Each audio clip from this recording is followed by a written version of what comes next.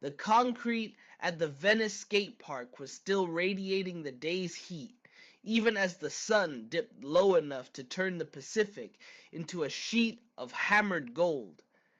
Jack sat on the edge of the bowl, his battered deck resting across his knees.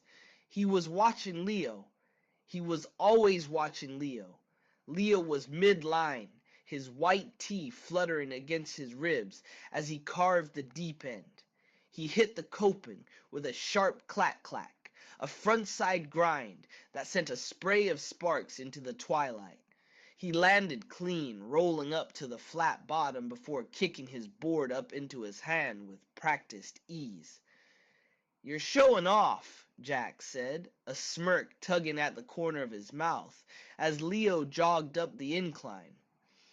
"Only if you're looking," Leo shot back. He dropped down next to Jack's, their shoulders brushing. They were both 21, caught in GU magic window, where the world felt heavy with potential, but light on actual consequence. They had been best friends since middle school, through broken collarbones, failed chem tests, and the slow realization that the girls they tried to date felt like homework, while this felt like breathing. Leo reached into his pocket and pulled out a crushed pack of gum. He offered a piece to Jax, his fingers lingering a second too long against Jax's palm. The air between them changed. It wasn't the usual high-energy hum of a skate session. It was something quieter, thicker. "Hey!" Leo said, his voice dropping an octave. "You ever think about leaving? Just driving east until the ocean disappears?" Jax looked at him. Leo's hair was a mess of salt-bleached curls, and there was a fresh scrape on his elbow. He looked like home.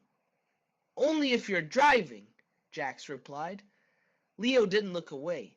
He leaned in, the scent of sunscreen and sweat filling Jax's senses.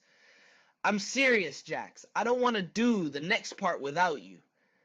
Jax felt a frantic beat in his chest, like a wheel spinning at top speed.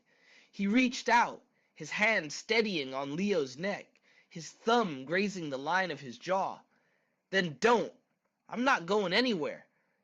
When Leo kissed him, it tasted like mint and felt like landing a trick he'd been practicing for a decade. Terrifying in the air, but perfectly right the moment his feet hit the bolts.